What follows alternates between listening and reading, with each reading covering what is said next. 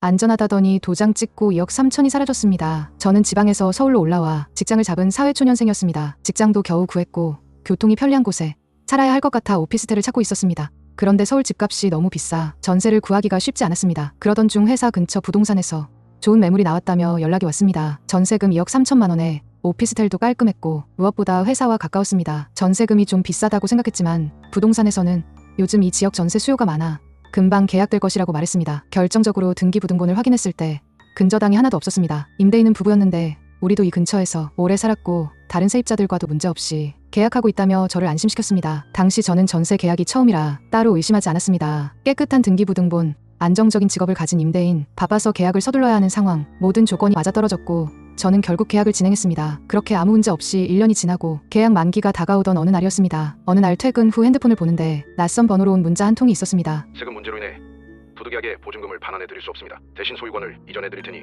원하시면 문자 주세요. 처음엔 장난인가 싶었습니다. 집주인이 보증금을 돌려줄 수 없다니 곧 계약이 끝나 이사를 가야 하는데 부랴부랴 부동산에 연락하니 중개사는 다급한 목소리로 말했습니다. 저희도 최근에 알게 됐어요. 임대인이 재정적으로 어려움을 겪고 있다고 하더라고요. 급히 등기부등본을 다시 떼어봤습니다.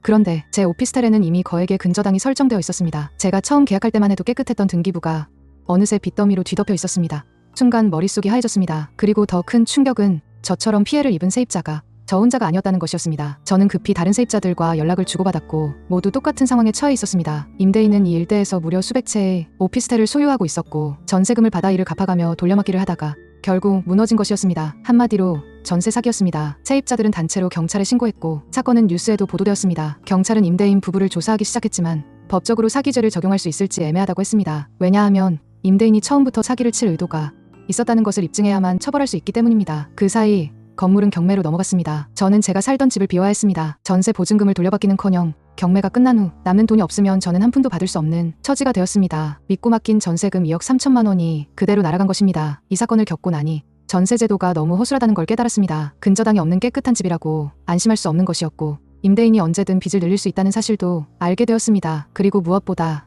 이런 피해를 당해도 법적으로 보호받기 어렵다는 현실이 너무 괴로웠습니다. 저는 지금 전 재산을 잃고 다시 월세살이를 하고 있습니다. 하루아침에 전 재산을 잃은 그 충격은 말로 다 할 수 없습니다. 하지만 이런 일이 다시는 반복되지 않길 바라며 제 이야기를 공유합니다. 제발 조심하세요.